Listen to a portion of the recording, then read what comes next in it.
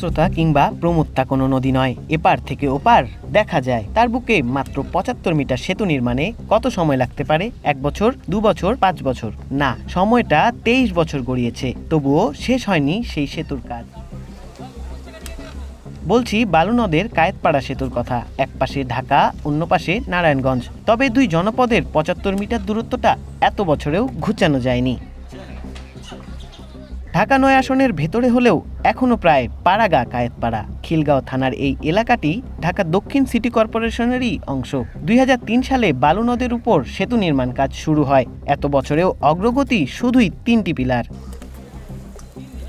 এই পুরো সময়টায় দুপারের মানুষের কষ্ট আর ভোগান্তি ছাড়া কিছুই মেলেনি। প্রায় ২ যুগ ধরে কষ্ট করে ঝুঁকি নিয়ে নদী পার করছে সবাই, তবুও দেখার কেউ নেই, শোনারও কেউ নেই।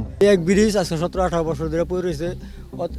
রূপগঞ্জ থেকে রামপুরা আপনার ১৫ মিনিটের রাস্তা, অত ২ ঘন্টা সময় লাগে। তারপরে ৩টা-৪টা খাল বিল পার হয়ে যেতে হয়। শুধু ভোট দেওয়ার ক্ষেত্রে শুধু আমাদেরকে খোঁজে, ভোটের বাহিরে আমাদেরকে কেউ তেমন করে না। ভোটের বাহিরে কেউ আমাদের বুঝতেছে না যে আপনার কোন সুযোগ সুবিধা লাভ করতেছি বা তেমন কিছুই না। তেরমুনি দিয়েও অঙ্গ কষ্ট হয়, ব্রিজ নেই একটা, গ্যাস নেই একটা, কিচ্ছু নেই। আঙ্গ অনেকই কষ্ট, লাড়কে দিয়ে চুলো টানতে হয়, সব কিছু করতে হয়। আঙ্গ দেশে কিছুই করে না এমপিরা।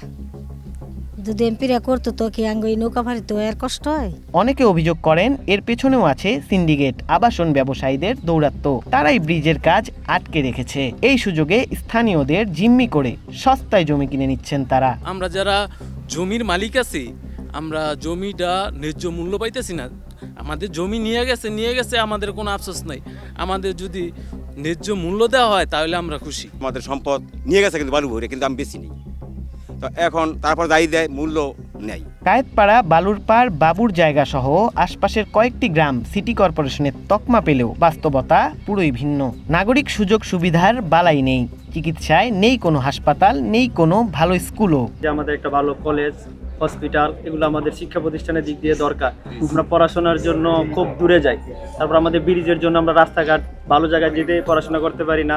এইরকম অবস্থা আর দেখিনি। এটা খিলগাঁও থানা, এটা ৭৫ নাম্বার ওয়ার্ড। এটা লজ্জার বিষয়। ভালো একটা কলেজ নাই, ভালো একটা রাস্তা নাই, ভালো একটা ব্রিজ নাই। আমরা তো আশাবাদী না। আগেও এই জনপদে ভোট এসেছে, স্থানীয়রা ভোট দিয়েছেন, কিন্তু নির্বাচিতরা কথা রাখেননি। সমস্যারও সমাধান হয়নি। কায়েতপাড়ার মানুষ এখন তাকিয়ে ১২ই ফেব্রুয়ারির ভোটের দিকে, এবার যদি ভাগ্য বদলায়। Sayem Chowdhury, one news, Dhaka.